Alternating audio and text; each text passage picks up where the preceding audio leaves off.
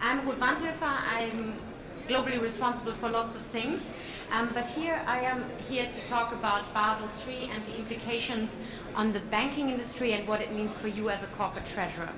So what we want to cover in a nutshell is a sort of general high-level impact, given we only have 20 minutes, the bank relationship with the corporate as a consequence of that, and maybe touch upon some strategies that you could look at as a corporate in terms of the evolving landscape.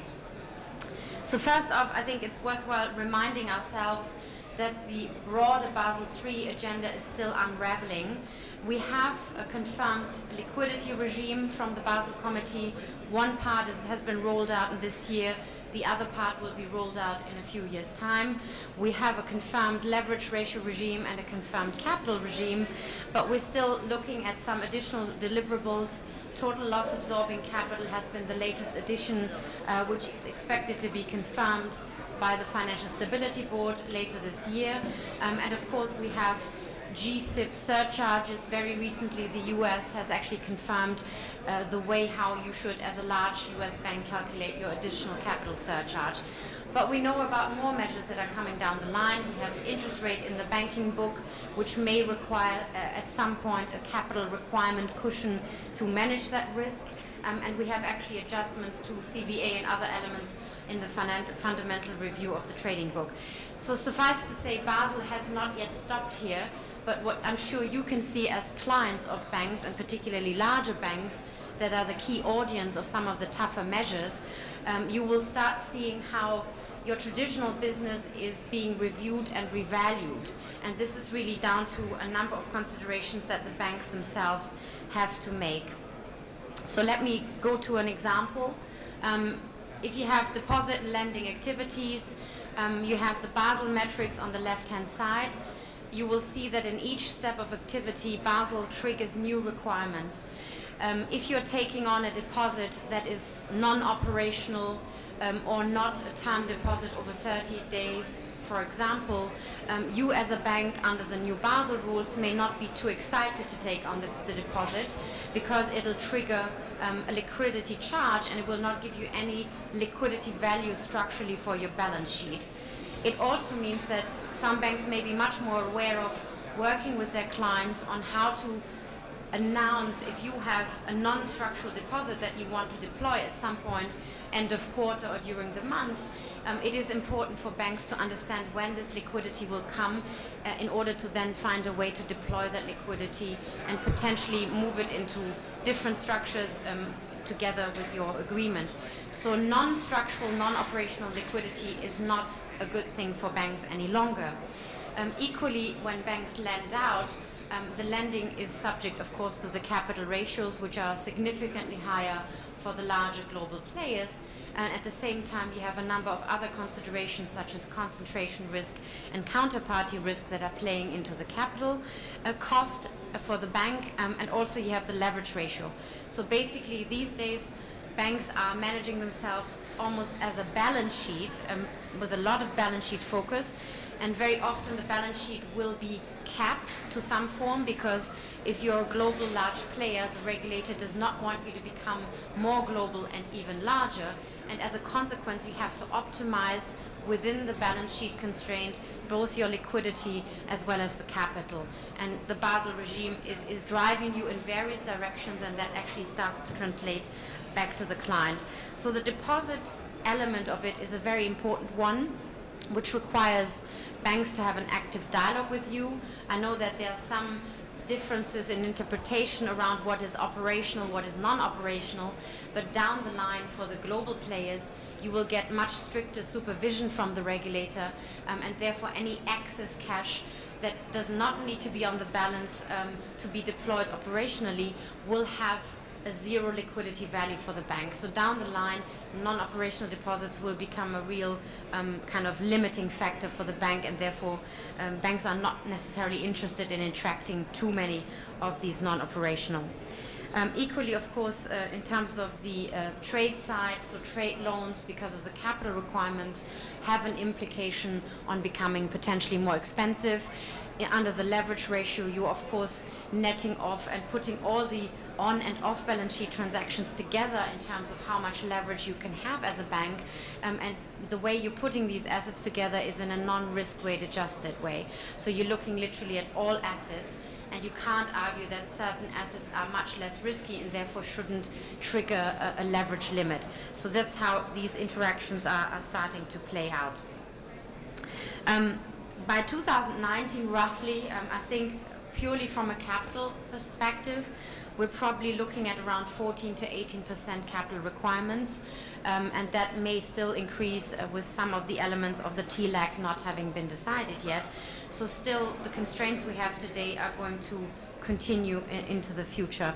As you can see on the slide, the most beneficial deposit that a corporate can give is a structural one. I mentioned, for example, a term deposit of 30 days, but in the future you will have the long-term liquidity regime with the net stable funding ratio, where corporates, where banks are actually required to hold long-term structural liquidity over a 1-year horizon for a certain percentage in order to make sure that if there's a prolonged stress period and people will ask money back from the ATM literally, you are able as a bank to deploy sufficient liquidity. In this case, it will be quite important to also think about longer term and longer tenor deposit types of solutions, and literally see how banks can mobilize long-term structural funding via also different structures that may be used for that purpose. Let me go to the next slide. So just in terms of the bank relationship management, because this was part of the objective of this session, obviously know your company, you're looking at your direct needs such as funding, treasury objective, operation services, and also how much you want to allocate with different banks. It becomes more important these days to understand very well how your bank operates. We recently had cases where certain banks have decided for multiple reasons to pull out of certain businesses or certain jurisdictions, and of course it becomes even more important therefore to have a close dialogue with your banking partner in order to understand what type of products, solutions, and also geographies they will continue to serve, so that you don't get surprised from one day to the next that certain services are not available. I know that there's a lot of conversation in the market about liquidity pooling solutions such as notional pooling.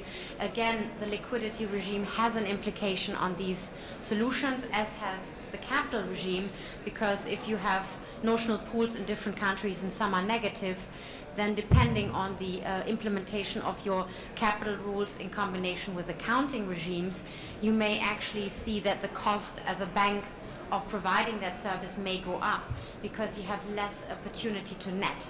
And of course, in a notional pool, the whole key is netting. So if you can't do that, then you're attracting capital charges in jurisdictions where the account is in the minus, and therefore these services become more expensive. So again, it's important that if certain solutions for individual banks, depending on their regulatory and accounting regimes, become more difficult, understand whether they're still prepared to offer them in the future, and how they, with you holistically, want to manage the relationship to maybe have other services to cross-subsidize certain cost increases that are happening. Because it's certainly not that people will move out of the market just because things get difficult, but they will have to have a much more granular focus on the client relationship and the different things they're doing with the client across different markets and different products. So clear communication from the bank side with the corporate is very important. It's important to understand where the bank strategy is evolving to. I mentioned the example of deposits. I'm sure that years ago banks were very happy if they got a 1 million deposit one day before end of quarter, because they could say, yeah, I've got a bigger balance sheet. These days, if the deposit is non-structural, is not an operating deposit of some sort that has been pre-discussed and comes pretty much out of the blue and is a large amount, the bank will actually more be in shock and potentially even think about penalizing such a deposit, because they don't know where to get the asset from, right? Because they have a constrained balance sheet. So you can imagine if something very large comes in, the bank needs to find a very intelligent way to also deploy it before quarter end. And also regulators are very vigilant on monitoring our liquidity positions with clients, etc. So these things will become more important. So as you look across your banking partners in terms of the footprint they are prepared to continue to serve, the type of sort of solutions, the focus on transaction banking, and also looking at the general risk of deglobalization with some of the measures, which are certainly going to force certain players to think very hard whether some business solutions they had been offered in the past are still viable. It becomes very, very important to have that close dialogue to align strategy and understand where you sit from the perspective of the bank. I don't know how many seconds I've got left. So maybe as a last sort of few words on how to look at it. I mean, day-to-day operating working capital cash, clearly that is something good.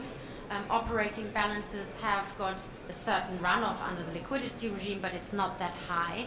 So banks will get a significant liquidity value for these balances, and it makes a lot of sense because they will be sticky, you will be doing those payments, and you will be receiving money back in. As I said, anything that comes out of the blue and is not yet structured into something we can work with from a liquidity value for the balance sheet will tend to be a problem for the bank. So there, what would be preferred is if you look at alternative solutions such as money market funds, CP market, direct securities. So it really depends on the spectrum as to where you are with the liquidity. But again, it's very important to understand how this is evolving. At this point, banks have implemented the liquidity coverage ratio, which is the classical 30-day stress scenario, for which we need to have enough 30-day structural liquidity to react to such a stress. In the future, we have another balancing factor with the NSFR over a 1-year horizon, and it means that there will be different deposit solutions and a balance across the clients as to what types of liquidity, shorter term, longer term, the bank will want to attract. Equally, when you look at the sort of lending side, the corporate loan business is working with transaction banks that pull in the deposits. So the loan business is, of course, under a lot of scrutiny in terms of return on assets and return on Basel capital. And there's much more focus on having the right type of quality client, the right type of risk. And again, this is an important factor in your conversation to understand where you are in relation to your banking partners. Do they see you as a top tier very safe client, or do they have certain reservations? And ultimately, coming back to the concentration point, you may also have situations where you as a client have quite some significant business with one particular bank, and the wallet share therefore is fairly concentrated. Banks themselves will have to look at deconcentrating some of their relationships in a way that you get more balance, because if one large customer were to themselves have a problem, it would immediately feed back onto the balance sheet of the bank. So it's a risk management factor as much for you as for the bank. And of course, within that wallet share, it's again very important to understand how much of that liquidity is actually operationally valuable, structurally valuable for the bank, and how much needs to be optimized to become more balance sheet friendly. So obviously no one will stop taking just deposits like that, particularly if we're in times of safe haven and things moving in the market. At the same time, being cognizant about the actual balance sheet limits that banks are under is a very important factor to take into account. And as I said, the future will bring more challenges.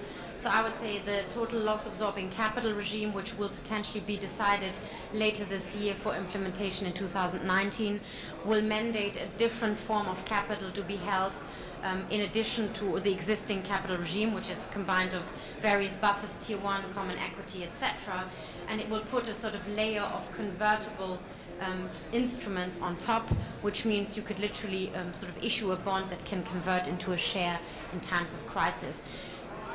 Academically, it's quite interesting to look at this concept because the regulators around the world, as part of the resolution regime for banks, have thought about the first step, issue that TLAC, make sure that in resolution you could tap it, but whatever were to happen if one major bank were to go down, the TLAC would be converted, and the TLAC market itself would become dry very quickly because investors may realize this wasn't such a safe instrument after all.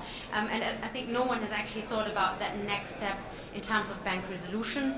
It's all about trying to solve the problem of too big to fail without necessarily splitting everything up by force. but the execution will require a bit more thought over time to understand how it will actually evolve, with investors also being confident enough that this market is manageable. So I don't know whether I'm overrunning or not, but maybe open the floor for questions.